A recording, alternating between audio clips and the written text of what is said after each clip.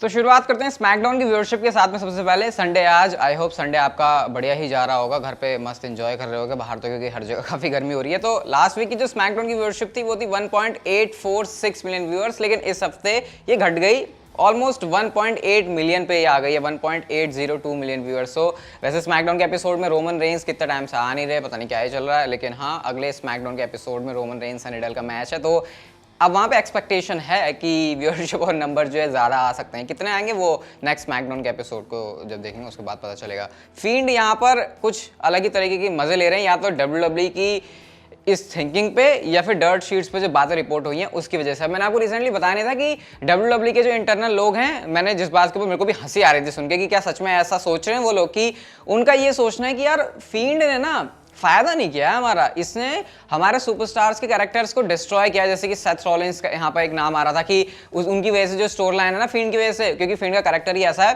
Story lines ऐसी हो जाती हैं कि सामने वाले का कैरेक्टर ही डिस्ट्रॉय हो जाता है, वो बर्बादी हो जाती है। तो भले ही फील्ड ने फायदा किया डब्ल्यूडब्ल्यूई का, लेकिन उससे ज्यादा नुकसान किया, ये रिपोर्ट आई थी। अब इसके ऊपर खुद ब्रे वाइट ने रिएक्शन दिया है। आप लोग देख सकते हो रिंग साइड न्यूज का ये ट्वीट था जहां पर वो अपनी इस आर्टिकल को प्रमोट कर रहे हैं। यहाँ पर वही बात है कि जो डब्ल्यूडब्ल्यूई के अंदर लोग हैं वो ये सोच रहे हैं कि ब्रे वाइट ने बढ़िया करने से बजाय नुकसान ज्यादा दिया है डब्ल्यूडब्ल्यूई को। तो इस पर रिस्पॉन्ड किया ब्रे वाइट ने, क्या उन्होंने रिएक्शन दिया। सबसे पहले यू डोंट से वाली उन्होंने जीआईएफ यूज किया और यहाँ पर हा ऐसे करके जो है ब्रे वाइट लिख रहे हैं।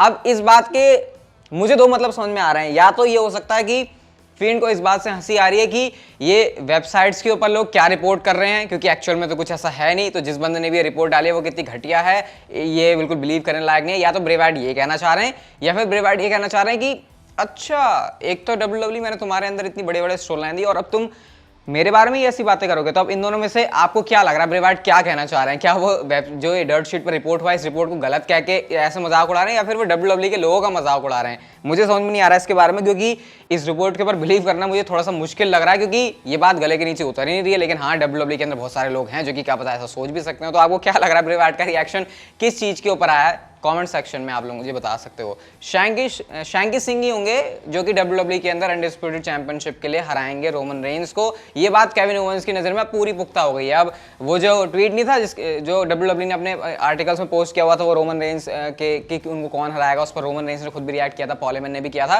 तो केविन ओवेंस ने भी इसके ऊपर रिएक्ट किया और उन्होंने कहा I believe me and Becky Lynch have already answered this question. मतलब कि वो बता रहे हैं कि हमने इस क्वेश्चन को आंसर कर दिया, और आंसर करते हुए उन्होंने शैंकी की वो नाचने वाली वीडियो लगाई हुई है जहां पर समंता के सामने नाच रहे हैं। अब केविन ओवेंस डेफिनेटली इस चीज को ट्रोल कर रहे हैं कि तुम पूछ रहे हो ना कि रोमन रेंस को कौन हराएगा, तो चलो मेरी तरफ से तो शैंकी सिंह है वो हराएगा। अब ये डेफिनेटली एक मजाक ही है, शैंकी को ट्रोल करना ही है मेरे ख्याल से तो ये, और तो कुछ है नहीं। और बेकी लिंच ने भी कहा था, तो बेकी लिंच को भी केविन ओवेंस ने लपेट लिया। वैसे शैंकी सिंह को लेकर आपकी प्रेडिक्शन क्या है? आपको क्या लग रहा है आने वाले 2 महीनों में उनके साथ क्या होगा? कुछ डिटेल में अगर लिखना हो तो आप मुझे कमेंट सेक्शन में लिख सकते हो, मैं डेफिनेटली कमेंट रीड करूंगा और हार्ट वगैरह भी दूंगा, और देता ही हूँ मैं भाई, शुरू में जो रिप्लाई करता हूँ उनको मिल जाते हैं। और ठीक है, तो फिर बताना आप लोग, आपको क्या लगता है शैंकी की डायरेक्शन क्या होने वाली है आने वाले महीनों के अंदर।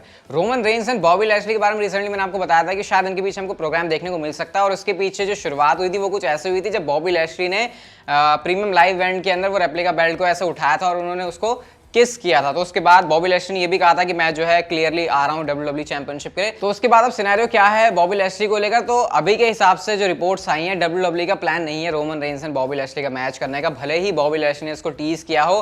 प्लान डब्ल्यूडब्ल्यूई का पॉसिबली है बॉबी लैशली और थ्योरी का मैच करवाना यूनाइटेड स्टेट्स चैंपियनशिप के लिए, और अगर डब्ल्यूडब्ल्यूई चाहे तो वो इसको money in the bank pay per view के अंदर प्रीमियम लाइव इवेंट के अंदर भी करवा सकती है। अब समझ मुझे ये नहीं आ रहा कि बॉबी लैशली को भी तगड़ा तुम दिखा रहे हो।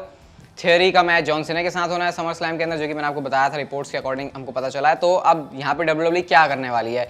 बॉबी लैशली को चैंपियनशिप दे देगी, फिर थ्योरी का मतलब ही क्या बनेगा जॉन सीना से फ्यूड करने का, लेकिन बॉबी लैशली हारेंगे कैसे? तो ये रिपोर्ट है यहाँ पे, और आप एक्सपेक्ट कर सकते हो कि बॉबी लैशली और थ्योरी की फ्यूड हो रही है यूनाइटेड स्टेट्स चैंपियनशिप के लिए। Roman Reigns and Bobby Lashley का फिलहाल डब्ल्यूडब्ल्यूई का भी कोई भी प्लान नहीं है।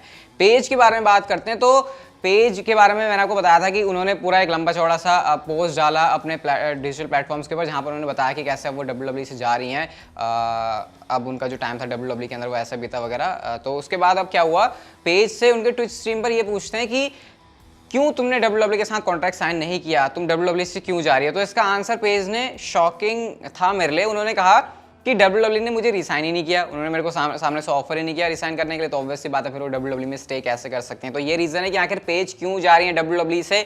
लेकिन अगर आपकी उम्मीदें थोड़ी सी डाउन हो रही है पेज को लेकर, तो उन्होंने ट्विच स्ट्रीम पर एक बात और बताई कि वो अपनी लाइफ में इतना फिट कभी भी उन्होंने महसूस नहीं किया जितना वो अभी फिट कर रही हैं। वो पूरी तरह से फिट हो चुकी हैं और 1000% करके उन्होंने कहा कि वो रेडी हैं कंपीट करने के लिए। तो इससे आप लोग समझ सकते हो कि जैसे डैनियल ब्रायन वाली सिचुएशन नहीं थी, डैनियल ब्रायन WWE के अंदर रेसल करना चाहते थे लेकिन विंस मैकमैन को अलाउ नहीं कर रहे थे, लेकिन जब उन्होंने कहा, उनका कॉलर खड़काया कि भैया मैं दूसरे कमरे में जाकर रेसल कर लूंगा, ROH के अंदर में चला जाऊंगा, तो उसके बाद WWE को डैनियल ब्रायन को ऐसा अलाउ करना पड़ा क्योंकि डैनियल ब्रायन एक्चुअल में फिट थे। लेकिन पेज की सिचुएशन यहाँ पे अब तो वो जाने वाली बात कर रही है, तो इससे आप सोच सकते हो कि शायद हो सकता है पेज फिट है लेकिन WWE ने उनको कम्पीट नहीं करने दिया और वो दूसरे प्रमोशन में जाकर शायद एक काम करेंगे। तो हो सकता है WWE का जाना उनके लिए एक अच्छी फायदे की डील हो जाए और वो दूसरे प्रमोशन में जाकर रेसल कर लें, और ज़्यादा चांसेस लग रहे हैं ऑल एलीट रेसलिंग के।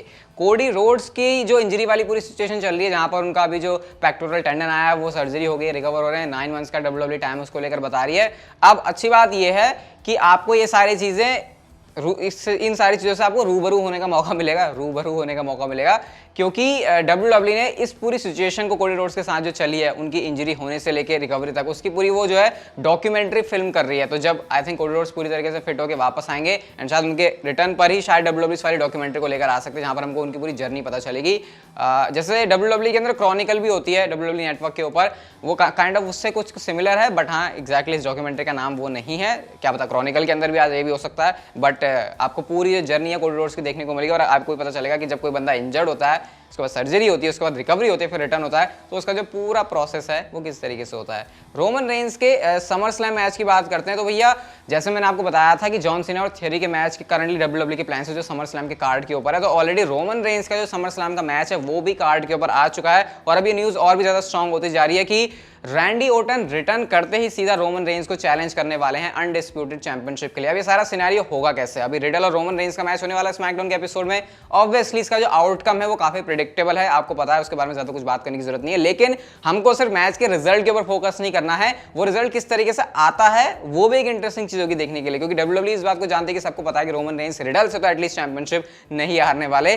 तो आपको एक रिटर्निंग रैंडी ओटन देखने को मिलेंगे जो कि WWE ने शायद उनको टेलीविजन से ऑफ इसलिए किया कि वो आए एक नए जज्बे और जुनून के साथ में। और जब आपको पता कोई बंदा रिटर्निंग सुपरस्टार होता है तो उसका स्टॉक ऑलरेडी काफी ऊपर जाता है, क्योंकि वो कुछ टाइम तक टेलीविजन पर नहीं होता, तो फैंस उसको देखने के लिए एक्साइटेड होते हैं। तो वही सिचुएशन WWE यहाँ पर क्रिएट कर रही है और रैंडी ओटन रिटर्न करके रोमन रेंस को समर स्लैम मैच के लिए चैलेंज करेंगे for the undisputed championship. I think इस वाली फ्यूड को, इस वाली राइवलरी को फैंस काफी पसंद करने वाले हैं। Roman Reigns and Randy Orton का मुझे पहले भी तो हुआ था समर स्लैम 2014 में मैच, उस टाइम पर मैं इतने दिलो जान से रैंडी ओटन की विक्ट्री के लिए दुआएं मांग रहा था और मुझे वो भी याद है वो कैसे रोमन रेंस का जो स्पीयर है उसको RKO में काउंटर किया था। बहुत बढ़िया मैच था वो भी, वो राइवलरी भी काफी अच्छी थी। लेकिन वो रोमन रेंस का रॉकेट पुश वाला टाइम था तो रैंडी ओटन को भी वो ऐसे कुचल के चले गए। हाँ अब सिचुएशन काफी अलग है, अब डेफिनेटली मेरी साइड भी इधर उधर हो रही है थोड़ी सी, पहले सिर्फ रैंडी ओटन की तरफ थी बट अब वो सिचुएशन नहीं है। तो समर स्लैम में रैंडी ओटन और रोमन रेंस का मैच अनडिस्प्यूटेड चैंपियनशिप के लिए फिलहाल WWE इसको प्लान कर रही है। अब अगले स्मैकडाउन के एपिसोड में रिडल और रोमन रेंस का मैच है, तो भैया रोमन रेंस ने इसके ऊपर अपना रिएक्शन भी दे दिया और ऐसा शाही, ऐसा ट्राइबल चीफ वाला रिएक्शन दिया है। उन्होंने कहा सबसे पहले जो WWE एडवर्टाइज कर रही थी नेक्स्ट वीक रिडल और जो रोमन रेंस का मैच होने वाला है उस चीज को लेकर, उन्होंने यहाँ पर लिखा, now I have to leave the private island, jump on the private yacht and then board the private jet just to smash this idiot on SmackDown, tribal chief problems. यानी कि रोमन रेंस से कह रहे हैं भैया अब देखो मैं अपने प्राइवेट आइलैंड के ऊपर हूँ, अब मुझे यहाँ से पहले क्योंकि वो प्राइवेट आइलैंड है उनका, कहीं होगा ऐसे पानी वाली जगह में, वहाँ पे वो अपने यार्ड से जाएंगे, प्राइवेट यार्ड से जाएंगे, नाव वगैरह जो भी मान सकते हो आप लोग उसे, उसके बाद अपने प्राइवेट जेट पर जाएंगे, फिर स्मैकडाउन में आएंगे, फिर इसे धोएंगे और उसके बाद जो है अपना ये जो गुणगान है वो कहेंगे। और ये होती हैं कुछ प्रॉब्लम जब आप ट्राइबल चीफ बन जाते हो, तो कुछ कमाल ही रोमन रेंस का एटीट्यूड यहाँ पर लग रहा है और काइंड ऑफ सही बात भी है ये, इस बात पे हम अग्री कर सकते हैं। इसमें ये नहीं कह रहे कि रोमन रेंस कुछ ज़्यादा बोल रहे, बट ये इतना तो है। अभी इस मैच के बारे में बात करूंगा अगली कुछ वीडियोस के अंदर कि ये मैच काफ़ी यूनिक होने वाला है। रोमन रेंस को हो सकता है सबसे मोस्ट यूनिक मैचेस में से ये एक हो जो हमने आज तक देखे हुए हैं, तो मैं तो इसके लिए एक्साइटेड हूँ। बाकी आप लोग इसके बारे में कुछ कहना चाहते हो तो कमेंट सेक्शन में बता सकते हो। वीडियो अच्छी लगी तो like share subscribe notification bell को ऑन कर दो and see you guys in my next video.